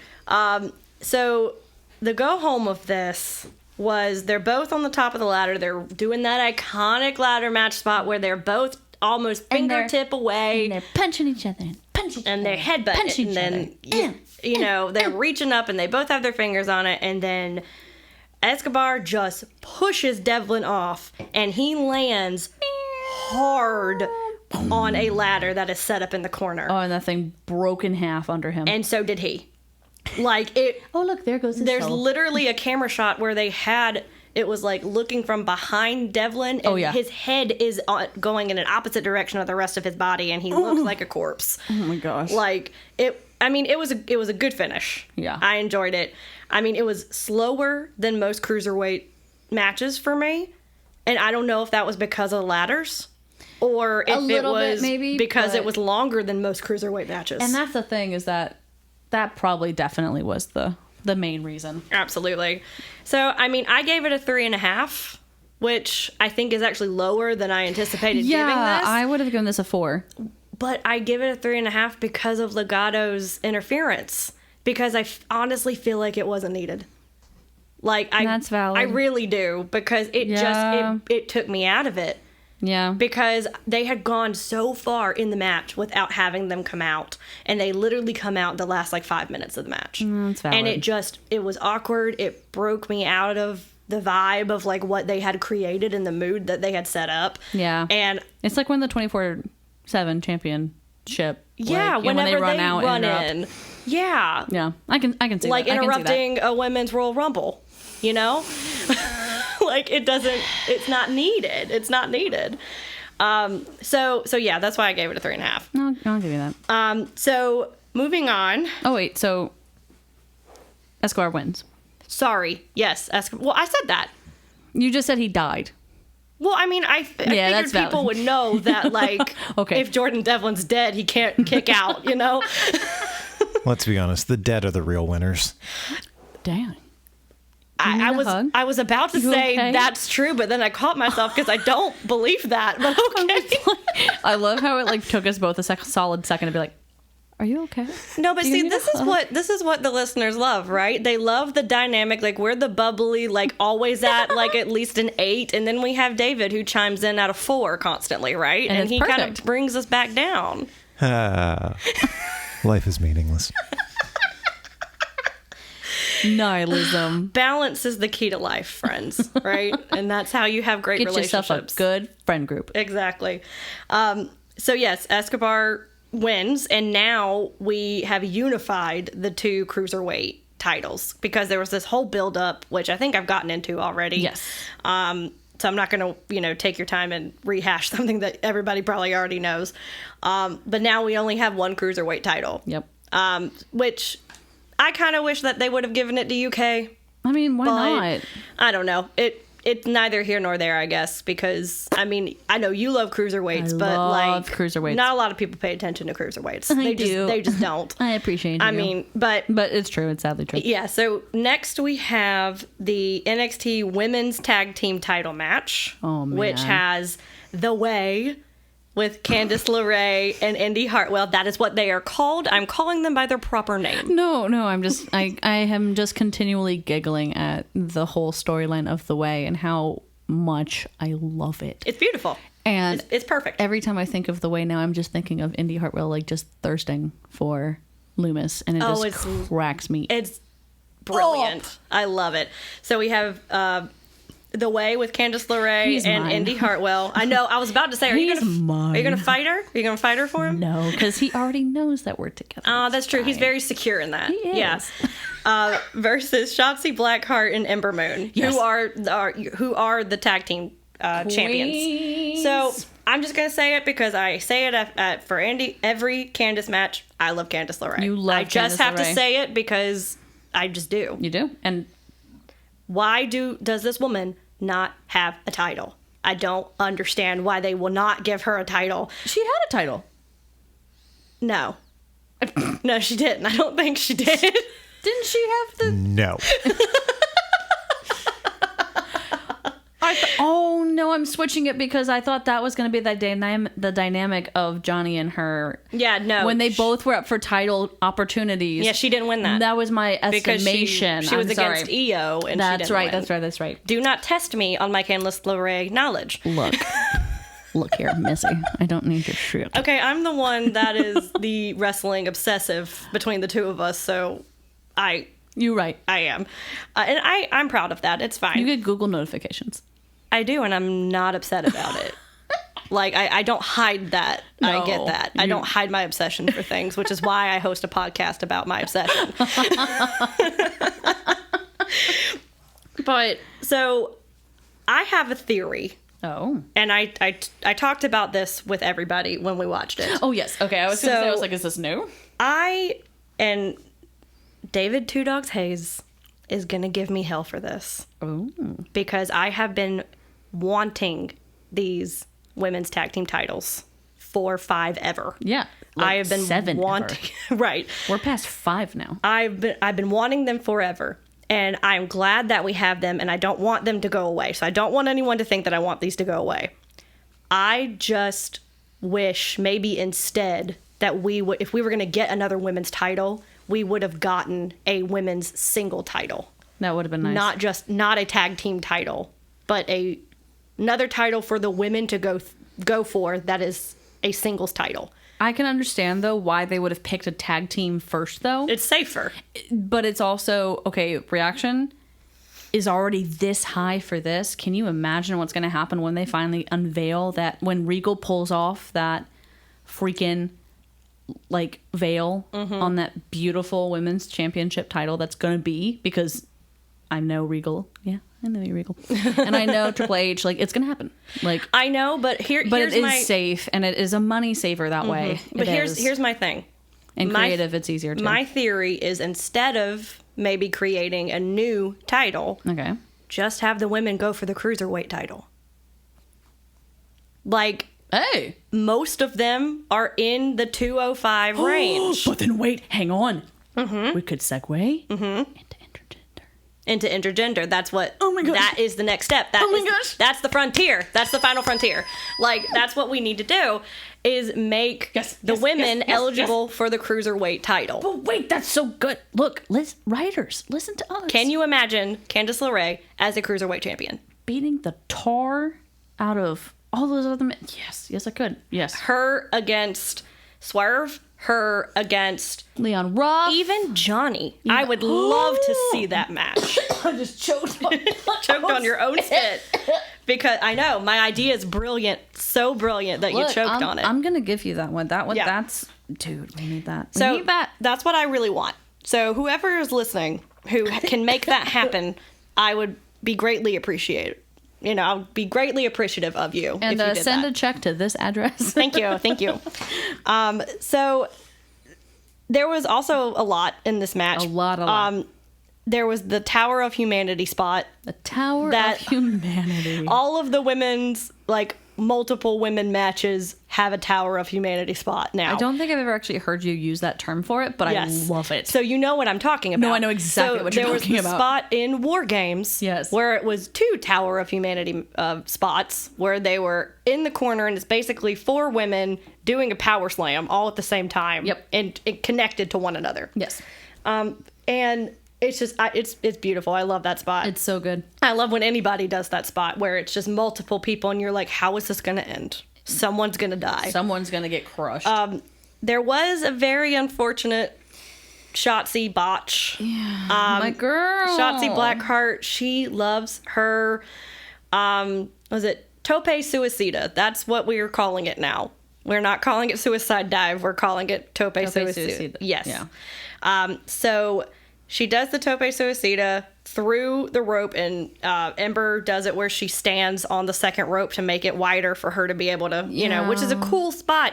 And she's done it, and she used to do it where the announce table was, and they kept moving the announce table back, and she kept putting her head through it. But not only her, but even the men. Yeah. Everybody wants to die on that the women announcer table. The women have a hard time with that spot. They and do. I don't know why. I don't know if it's because of the size difference or the height difference or what, but because Candice does it too, and she barely makes it. Yeah. So she does it. For some reason, Indy and Candice just don't catch her. They just stare and watch her go past. She goes right in between them and lands on her head. Yeah. And it's just one of those things that you don't, as a fan, you don't enjoy seeing it, because you're just you're tense. You're tense. You're like, are they going to get up? Yeah. Can they finish this match? Yeah. It's scary. Do they know where they are right now? And she was fine. She got right back up and she amazing. kept going. So obviously she didn't land so much on her head as it looked. Yeah. But I mean, I may get heat for this, but I feel like Candice and Indy are the better team between the two. Interesting. I feel like they just gel better. Interesting. Because I was watching, and at first I was like, Shelby, your bias is showing. You love Candice, so obviously you're going to see her in a better light. Yeah. But I watched it back, and I mean, Ember and Shotzi, I think, as individual competitors, are great. Mm-hmm. And they're especially Shotzi has really improved, right? But as a team, I think some of their spots are lacking in some form of communication, or they're not as fluid as Indy and Candice's. Yeah. To be fair, though, because I am a big Shotzi Blackheart fan. Yes. And Shotzi's been there longer. But Ember's been back only a little while. And not only that, she's come back to a company that's completely changed. It's not what she used to know. So things may be different on how to communicate. Indy and Candice have been together for how long now? How long has this been going on? They've been together for so long. For a hot minute, yeah. And just to give this as a devil's advocate here, I think Ember's back in the movement of things, but I think the headspace a little bit of just understanding the community might be what you're seeing a little bit. Yeah, and this is in no way, shape, or form me no. saying that they are not a good tag team. Because they are. They are. It just seems to me that Indy and Candice gel a little bit better. Maybe that might be a thing that comes to play later. Yeah. And I think that maybe that's... Oh my gosh, could you see them as a rivalry? Oh, absolutely. That's usually what happens with tag teams when they break up, right? Yeah. They pin them against each other, which is always fun. Yeah. So... Oh, where is... Speaking of that, how is our injured friend? Not Wonder Woman, but Captain Marvel. I can't think of her name. Tegan Knox. Tegan Knox. I don't know. Oh, bless her. She's kind of faded out. I'm not quite sure. She's had a lot of injuries, so I don't know. Yeah, bless her heart. But so we have Shotzi and Ember retain the titles, which I feel like it could have gone either way. Yeah. But they retain with Ember doing the double eclipse off the top rope, And she nailed it. and I cheered. Because she didn't land on the muscle mass, she landed on the tailbone, which I'm like, okay, that's my one critique. But she hit the double, and that's the first time she's been able to hit the double since she's been back. It was nice. So it was a good moment. And to be honest, that's a nitpicky thing. That's someone who knows. Like for me watching it, I didn't see the tailbone part. Yeah. Like if I went back and watched it, I'd be like, oh, tailbone. But yeah. But so she does that, and then Shotzi does her backwards jump off of the top rope, and they pin for the win. Yay. So, I mean, I gave it a 3. I mean, that's pretty good. I don't know. Maybe it's because, like, this was so much wrestling. Yeah, and maybe it started to blend a lot. It did. But also because, like, for us, we watched it all. Yeah, for me especially. You it watched blended. both nights I watched the both same nights day. the same day, and then this morning I woke up to finish watching the rest Yeah, of the... because poor thing. Like, you could not... Like, you could not finish it because you were about to fall asleep. Yeah. So yeah, I gave that one a 3. And, yeah. So we're going into the next one, which is the NXT North American Championship, which is Bronson Reed versus Johnny Gargano. Yay, I called that. You did. And, I mean... This was from the night before. It was, we had Bronson come in and won the whole gauntlet match. Yep. And then, I mean, the size difference alone just made this so fun because at first when they're sizing each other up, you're like, how is this going to work? This is going to end in death. Like, how is this going to work? And Johnny likes to die. He does. And, I mean, I'm not going to say he was great about that this time because he wasn't. No. But I think he's learned. He's learned his lesson on that.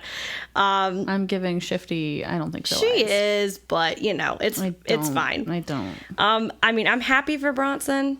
Because, I mean, this is his first big title defense. He deserves it. He does, because he's great, and we love Australians. We love Australian wrestlers here. Australians are kicking some butt right now. Rhea Ripley. Indy Hartwell is also Australian. Yes, Aussie.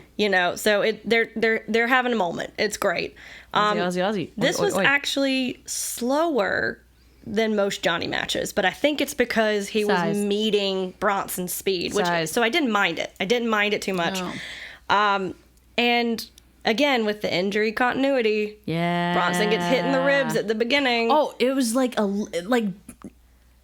he even said it was like a liver hit, like shot to the liver. Like my hubby said it was like a direct like it's a type of move that Johnny Gargano would know because he's Johnny Gargano. Not Gargano, no, like Gargano. Peasant Americans pronounce it. Imbeciles. Which, who is he to tell us how to pronounce things? Am I right? Look. It's fine. It's fine. But we have...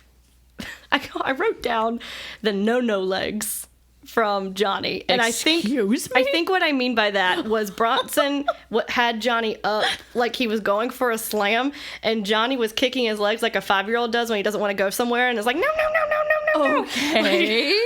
I think that's what it was about. I think that's what it was. Okay. I thought it was funny. I thought it was really funny. Because I was just picturing like him in my head of him just going, no. Like a 5-year-old that doesn't want to take a bath, right? It was one of those. So I don't know why I found that so funny. That's yeah. Yeah. Oh yeah. But we had, just lots of different things. Bronson could do a Spike Rana, Yes. like, what, again, 330 pounds, like, Oh my gosh. how in the world are you able to do that? It's a backwards Hurricane Rana. I just want to give him a hug. A big hug. He looks like he would He give would good hugs. give great hugs. Also, please pop my back. Oh, yeah, when When Bronson does this move where his opponent is laying on the ground and he Look. just sits on him, and the moment that I think it was Leon Ruff in the first night, Yes, it was. sat on his back, Gina goes, "Oh dear God, please do that to my back," and I was just like. I got some back issues, man. I can't help it. She does, and then I'm over here like, oh my God, don't even think about sitting on my back, please, because I'm just like, so there's a part of me that's like, brittle. wait, but if he could stand on my back, then it would really work. He could walk up my spine. That'd be great. Oh God, he would destroy your No, back if he did that. know. Oh God, I mean, and we have Austin chicanery, right? Austin. We have chicanery from Austin, which I was hoping Loomis would balance it out, and he didn't come. he didn't. I was very surprised he didn't show up during Indy's match, and he didn't show up during this one. Well, they were teasing. They were tweezing on social media about this. I don't know what it is, but this like 4-way match with the Way and Oh yeah, and then like 4-way tag. Yeah, and then Beth and Indy were tweeting at each other, being like, Beth, like like Indy's tweeting at Beth, being like, "Go get some romantic music, get the roses. It's gonna happen. It's gonna happen." And then it's like, "Oh Lord, honey, no." Yeah, Beth really wants this relationship to happen. It's like, why? I don't know. Like, it's like all motherly instincts. She must be bored up in Asheville. I don't know.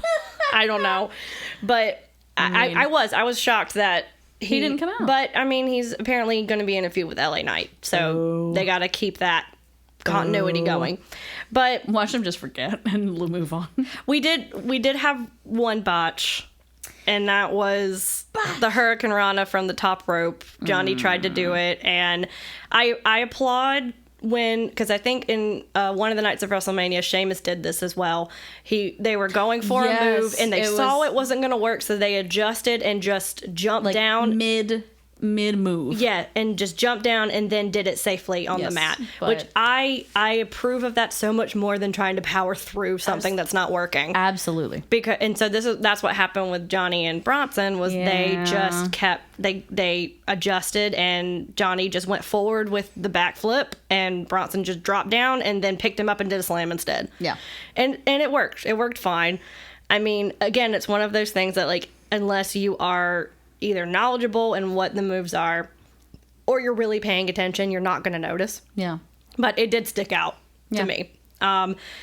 And I mean, Johnny, he retains, which we didn't. Boo. I didn't think he was gonna. Oh, yeah. I mean, Boo. I was really rooting for a Bronson I really title. wanted him to get it. But he needs it. Once he started hitting those final beat DDTs, and he hit the second one, I'm like, nope, that's it. Like, I'm scared. Because that's his new thing, is the double one. Once he hits the double, then the match is over. Yeah. So, I mean, I also don't like that you can predict that now. Like, you know what I mean?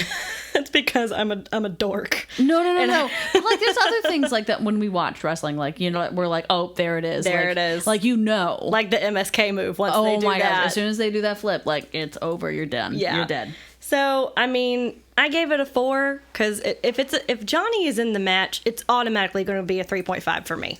Because You're biased. I am biased, but I accept my biases and I proclaim them, and it's fine. But I mean, it was good. That botch was a little scary. It was a so little, that one knocked off a bit. So that's why I gave it a 4. 3.5 or 4? 4. 4. Okay. Sorry, I'm mishearing things. Again, this is a lot of content. It's a lot of content, my brain. We're almost through though. We are, because we are now at the co-main event of night 2. So we have the NXT Men's Championship match with Karrion Kross and Finn Balor. Man. And when I tell you, Y'all. I thought the Demon was coming back. Oh my. Let me play this out for you, okay?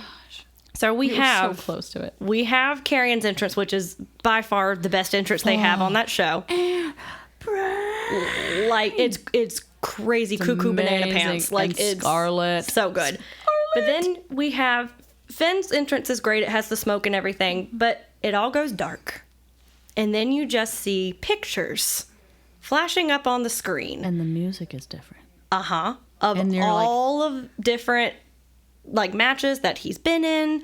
And then it zeroes in on a picture of him as the Demon King. And then it suddenly goes quiet. And Shelby Ray Patterson loses her mind because she thinks that the Demon King is coming back. And yes, I use my full name because it's a serious situation. You did. And it is to you. Because I have been wanting him to come back as the Demon King for so long. And he's been on record saying he's like, I'm not coming back until it's right. I'm not coming back until it's the right moment.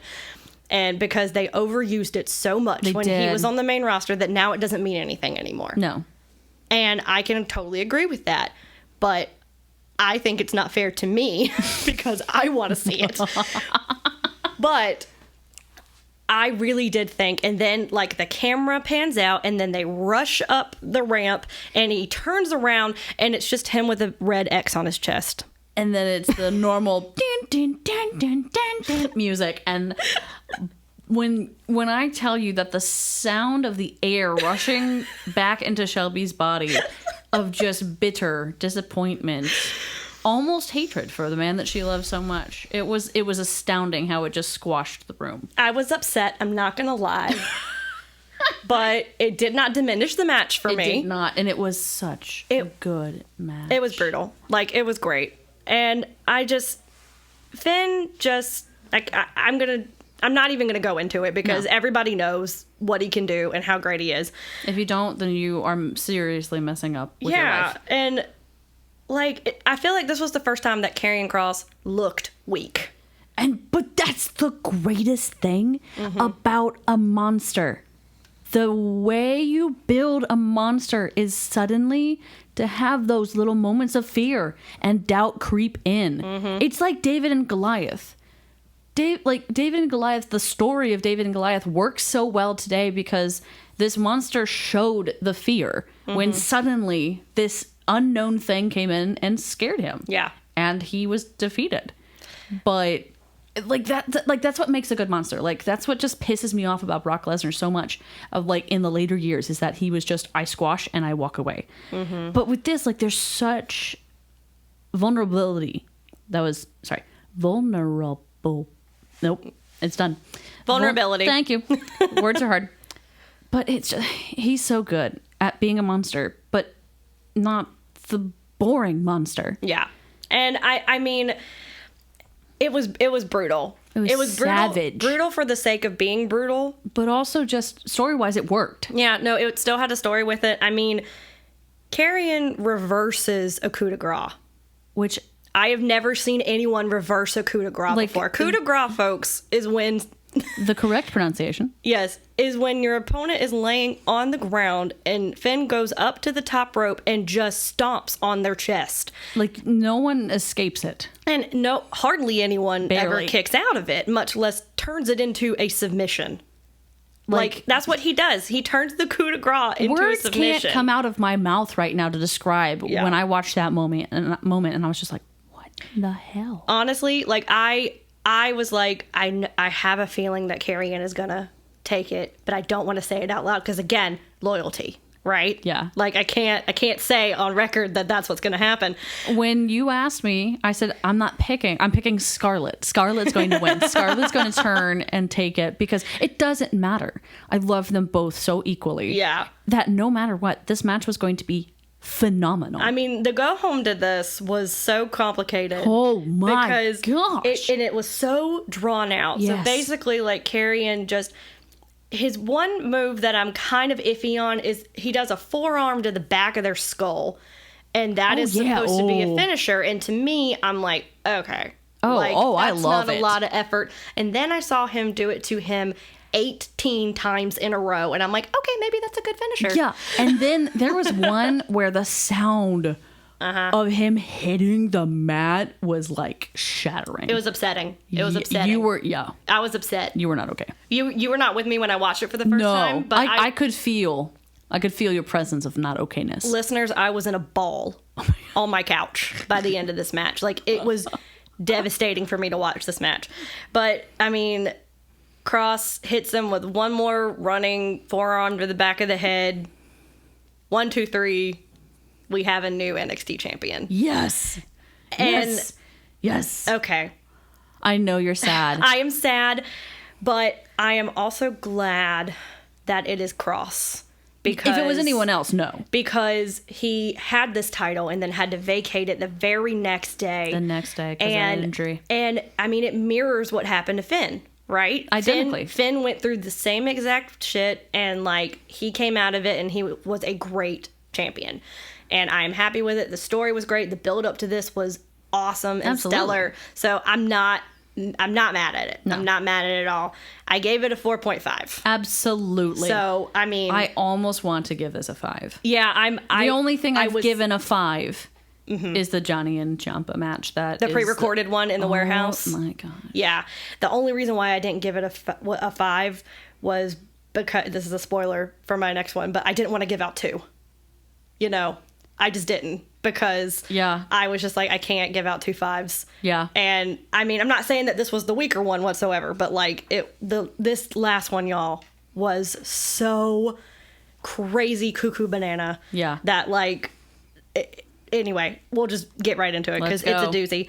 So our final main event. Co-main event. Yeah, of night 2 and final one of TakeOver Stand and Deliver. For good reason. Was Kyle O'Reilly versus Adam Cole unsanctioned match. And I'm sad no one did the Bebe. I think the Bebe is dead. Oh, that's so sad. It's okay. Because I did it. I did it too. And it didn't make sense because his music is weird and it doesn't match up. But that's okay. Change. The build up to this, I mean, just speaks for itself. Can't write it any better. No. And classic for a reason. Like them having that across the table, like promo cutting, where they look like they're barking at each other if the sound is off. And then in the promo they edit it to where there was rain coming down, and then you're just like, wait, I don't remember this being outside. No, it wasn't. It wasn't. Like, oh god, it's great. And I mean, they had an awesome feud in Ring of Honor. Oh my gosh. That was like this, not PG, not WWE friendly whatsoever, but just as brutal. So it's no surprise to me that this was as crazy as it was. I mean, we know what Adam is capable of. So, and I'm glad to see Kyle jump off the deep end. This character development finally. He's not white for the sake of being white anymore. Finally. I mean, he's still in the phase of I'm getting kicked in the butt, you know, like everyone's like just crapping on me, but he's going to get over it. He looks more like punk scene kid now. He's like, you know? Oh, okay. You know, when like there's like the kid, there's like Bella in Twilight who gets kicked on and everyone's supposed to be like sympathetic. Right. And then there's the kid who takes that pain and figures something out to do with it. That's true. And that's where he's going. And I'm kind of excited to see where it's going. Yeah. And I'm proud of you, baby. Thank you for listening. Oh, yeah. Thank you. Such growth. I know. I love it. And such depressive growth. I mean, that's what wrestling is, right? Yeah. That's fine. And this is an unsanctioned match. So basically what that means is that death. Not only are there no rules. Carnage. And the only way that you win is pinfall or submission. Absolute mayhem. But NXT is not liable for anything that happens to these two guys during this match. Which means Adam Cole is coming to play because duh. And it's crazy. It's just crazy from the start. Like there's chairs, there's a chain that's introduced that it plays a huge part. Like just a steel wrought chain that they just use to beat the crap out of each other. They choke each other with it. The spot that I actually... So I watched it this morning with my coffee to like, you know, I was awake, but I was very awake after this match. Mm-hmm. But the part where they pull a literal clothesline where Adam Cole pulls that thing taut and Kyle, I've never seen a neck snap back that far so fast. Mm-hmm. I for real thought he had broken his neck and I literally spat my coffee all over the bed. He runs into the chain just at full speed. As fast as he could possibly have run. Like, hands up maybe at the chest. Barely. But that's it. But that chain hit his neck. Well, and that was another thing I wanted to point out. There were not a lot of instances where any of them either pulled any punches or protected themselves in any way. In fact, one of the ones that I almost had this as ignorant slut moment. Because Adam throws this chair. And barely, I mean, maybe his fingernail hit this chair to protect him from his face. But barely. I mean, there was nothing where Kyle, like, deflected this chair from hitting his freaking face. Yeah. And that's, like, to me, that's like my no. Like, you don't ignore a chair coming to your face. Unless you've been beaten on for the past, like, 45 minutes. Like, because that's where that spot ended up. But even then, it's like, you could even have been like, no. Like, it's like a last-ditch resort to, like, throw up your dying hand. But, yeah, that's, I guess, like, my line where I'm like, please don't. Like, you can blade, you can do all sorts of stuff, but, like, don't throw a chair at someone's face. Not chair like, to the face. Like, you could have a lot of problems with your brain afterwards. Like, well, I feel like that's where, like, being friends outside of the ring makes for such great in-ring competition. It's true. Because if you are friends outside of the ring, it helps you inside of the ring. Like, you know that person inside and out. Like, if we were to trust them. If we were going to have a match, I would know what to throw at you. One, for comedic purposes, and also two, for, like, actual punches. But, you know, like, where you would not feel uncomfortable. Yeah, because you have, like, this, I called it the chain of doom, right? Yeah. That they introduce, and they use it for absolutely everything, even to the point where Adam uses it to do a chain-assisted backstabber. So he literally wraps the chain around Kyle and does a backstabber so he can't move at all. It's just the ingenuity that both of these guys brought was just so fun to watch. Like, I could sit here and go through beat by beat because I wrote down literally every single beat. Yes, you guys, did. because I didn't know what to leave out, because there was he brought a toolbox out.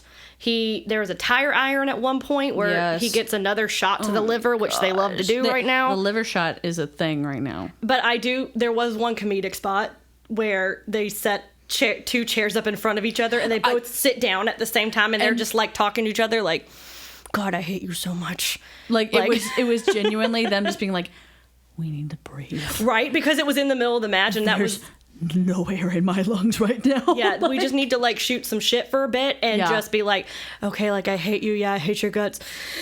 Okay, are you ready to go? Okay, let's keep going. Let's go. I'm going to murder you. Because, like, it just... Can I be honest about something, though? Yes. I was nervous about the chain at first. Yeah. And here's why. I've seen belt matches where it goes wrong. Oh, yeah. I've seen... Like strap matches? Strap matches that are just botched all to hell. And I saw that chain and I was like, if they chicken out with this and they don't use it the right way, this is gonna suck. Yeah.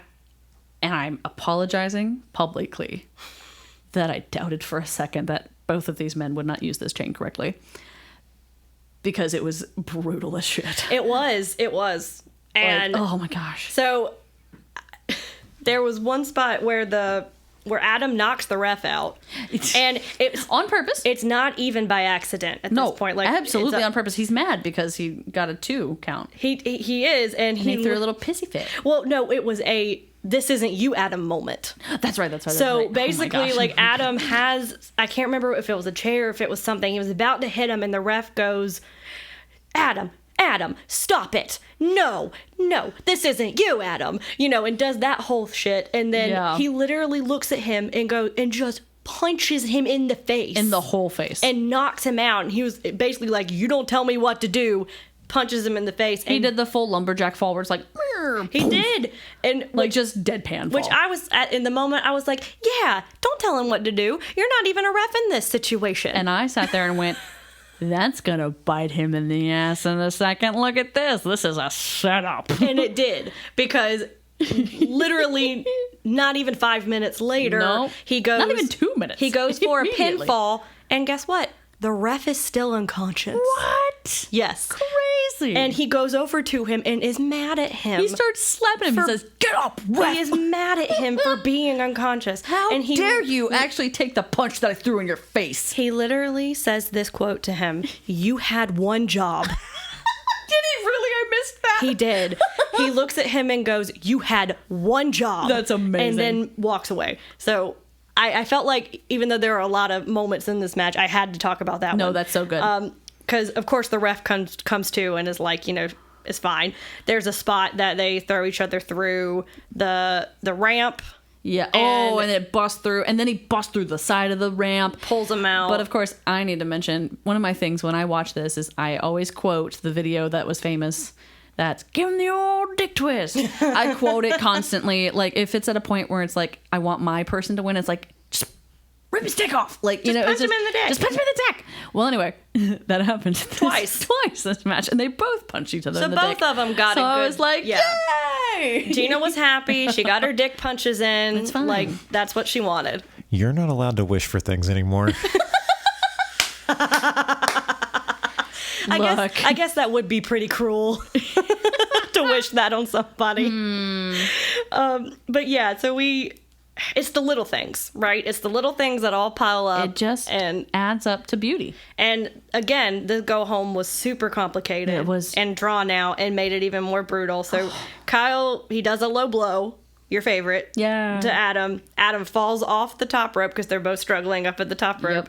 He falls onto an upturned chair that Kyle has set up already. Oh my gosh, that Kyle wraps the chain around his knee and does a flying knee onto Adam's back, pushing and basically impaling Adam onto this chair.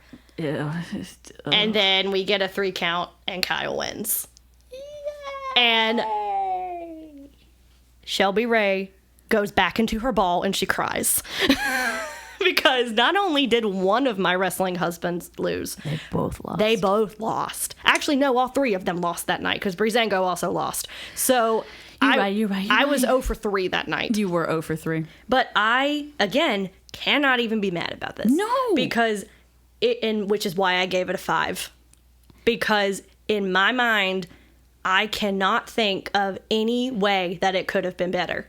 Like, and I know you're not going to like this, I would give it a 4.8. But only, and here's why, only because there's nothing better to me than that Johnny Gargano match and that Ciampa. Okay, I get that, but that match wasn't on this card. No, it's not. It's just hard for me. Like, that 5 is like now like the universal thing. Okay, but is it closer to like a 4.75 or a 4.85? Can you go Which direction does it skew in? Thank you, David. Thank you. It is a 5. 4.8 rounds up to a 5. It does. So, Yes. but, so that's the end of night 2. Oh my gosh. And I averaged that up to be 4 Regals for night 2. 4 so Regals, total, definitely. we have a 4 Regal 2-night takeover and stand and deliver. Honestly, like, that's very perfect. Whoa. It was a lot. Like, what a marathon. What a to get through. amount of content. Like, and I'm exhausted. This whole week and a half has just been exhausting for me, but a good exhaustion. I am not mad about it because it was just so great. And I just want to go ahead and get into our segments because I know we are running We gotta so go. long. So we got to wrap it up, but it's fine. So, Gina. Yes. Do we want to start with Ignorant Slut or EST this time? EST. All right. She knows because she doesn't know her Ignorant Slut. I'm still thinking about it. So who's your EST for the night? Or for let me rephrase that. Okay. Who's your EST for between both nights? So both nights combined, if you could pick one person, who was the EST? See, I had picked for each night. Okay, that's fine. Do that. Okay. Night 1. No, see, it's gone. Okay, I'm gonna do the overall. Okay, go for it. I can't believe I'm saying this. It's Kyle O'Reilly. I can't believe I'm saying this. But only because I'm so happy. only because I didn't think he could pull it off that intense, and he did. And I was floored, and this new look for Kyle, yeah, it's just a yes, and I'm proud of his character development. I'm glad that the writers are seriously looking into it, and yeah, he's my EST. Yay. And I can't believe I'm saying that. Kyle, I'm so happy for you. This honor is, you should just feel so lucky right now, because Gina's ESTs are the best. So, and what growth? What growth? What growth? Yeah. What development? So my EST across both nights, hands down, Bronson Reed. See, I was that close to giving it to Bronson. But I'm going to explain why later. Yeah, so I mean, just to have be the winner of the gauntlet match and then put on a hell of a match with Johnny for night 2, it was great, and he was such a bright spot, and I hope that he just takes this momentum and he just runs with it. So yeah. I'm happy about that. Okay. Ignorant slut. Yeah. You want me to hear it? No, you want to hear it? This is hilarious. I do. It's creative because he didn't give it to Bronson Reed. So creative, NXT creative is your ignorant slut. I was going to say Johnny, but Johnny didn't do anything wrong in the match. He didn't. That's not his choice. Yeah. But absolutely, it should have been Bronson. And that's why I switched it, because originally I had him as EST. And that's why I went and switched it, because I said, no, that's the ignorant slut. Because that's such a letdown, because it should have been Bronson. I am very passionately, I was upset that it wasn't Bronson, because finally it was like, yes, another chance for him. And then no, it wasn't him. So you hear that, NXT creative? Listen to me. Yeah, that's bad rep, man. And also, yes, listeners, my husband did not say coup de grace correctly. I will not have him be ignorant slut every single time he says it wrong. He said it a total of 2 times, 3 times? Only 2. Okay. Only 2. Mm-hmm. But yes, no, I can't call him out every time. No, you can't, because we have a relationship we gotta keep intact. It's true. It's starting to, at home, it's starting to get kind of tense, right? Yeah, okay. a little intense. Well, I had an honorable mention for ignorant slut, and it was LA Knight, just because I hate him so much. But then I thought, I was like, no, that's Shelby. Like, you can't be this biased for ignorant slut. It has to be scientific. So I'm giving it to the unsanctioned match ref, because he had one job and he couldn't do it. So that's my ignorant slut. Yeah. So whoever that ref is, you had one job and you couldn't deliver. One job. It's called stand and deliver, and you couldn't deliver. So, so David, what is going on with Long Walk Podcast? All right. Well, Long Walk Podcast is coming back after a little 2-week hiatus. That wasn't by choice. That was mostly just life getting in the way. Well, also so much wrestling content. I did also know that we're going to have a lot of wrestling pod coming out, because this is coming out later tonight on the evening of the 13th, and then tomorrow, Wednesday the 14th, we're going to be recording the WrestleMania episode of This Is a Work. Mm-hmm. So that's going to be coming out. So we'll be covering all 4 nights of this event, this WrestleMania event. Mm-hmm. And then next week on Long Walk Podcast, we're going to be discussing Dogma. Okay. And the week after that, Jay and Silent Bob Strike Back to round out April. So we got that to look forward to. Well, cool. Well, Gina, do you have anything to plug? I do. I have 2. We actually have things to plug. I'm in a show right now. I'm in a COVID safe show where we're all wearing masks and social distancing, and it is Sense and Sensibility by Jane Austen.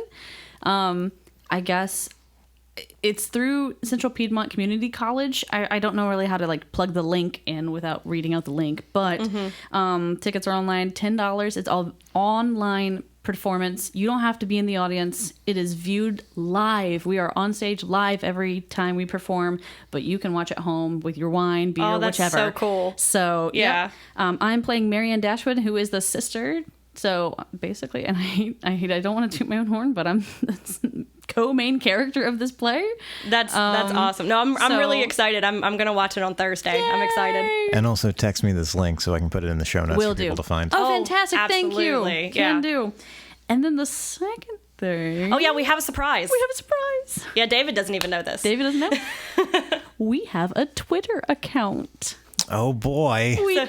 This is a Takeover has its own Twitter account. So this is a Twitover? It's called @this_pod. That is the only one that came up, apparently. Okay, we that's originally fine. had tried to do This Is a Takeover, but apparently somebody has that. So rude. But this_pod. And it is the official Twitter of Charlotte, North Carolina's only female-led NXT-focused podcast, hosted by Gina and Shelby, part of Long Walk Productions. So we wanted to do that because we thought it would be, one, a cool way to promote the show, and also, and other shows too, like promoting the other 2 shows. And we just say so much crazy stuff when we're watching many these quotes. takeovers. And Robert, I will give the credit to Robert Bradford. He wanted to document some of the things that we say that might not necessarily make it onto the show. So we thought that would be a kind of a cool way A to do hilarious, it. fun way. So Well, Shelby, I thanked you for this on your Facebook, and I do it in my head every single time. But you are so much better at plugging and promoting You're amazing this at that. show. Oh, thanks. And But all other of- shows too. All of the yeah, podcasts. all of every show on Long Walk Podcasts. So thank you for that, and I'm glad you're doing more with your Twitter account than I am. Oh, because- because it's not going to be like, just our show. Like, we're promoting the other 2 shows on there as well, and Teeny Talks as well. Well, thank you for that. Yeah, Yes. so we thought it would be a good idea, and absolutely, I will plug the shit out of everything. That is my favorite thing to do. Yes. So, Nice. And so while we're plugging things real fast, I'm not exactly sure when this is going to be released, but keep an eye out. I'll promote it on the Long Walk Productions Facebook page and also on the Long Walk Podcast page. I recently filmed and edited a production of Robin Hood for Old Town Theater Company here in Rock Hill, and that should hopefully be premiering sometime in the next few weeks, if not sometime in May. All right. very cool. Fantastic. That's awesome. Well, Gina, if people want to follow you, where can they find you? They can follow us on the new Twitter account. They sure can. At this_pod. And my Instagram that I barely am on anymore, but I have, is at Broadway_baby1218. Awesome. David, what about you? Well, if people want to follow me online, they can do that on my Instagram account at DB_Hensley. If they want to keep up with Long Walk Productions, they can visit our website, longwalk.us, or go on Facebook and like us, and also make sure to like Long Walk Podcast as well. Awesome. And if you want to follow me personally, you can follow me at SlayAllRay, all one word, on Instagram. And yeah, that'll do it for us, guys. We did it. We made it through. Holy cow. We made it through. In less than 2 hours. Holy Yes! goodness. That was the goal. That was the goal. Oh, that's awesome. So, okay. So for This Is a Takeover, I'm Shelby Ray Patterson. I'm Gina Belmont. And just so you know, you don't have to be called up to the main roster. You're doing fine where you're at. Thank you very much for listening. If you enjoy the show, please make sure to leave us a rating and a review on whatever platform you are listening on.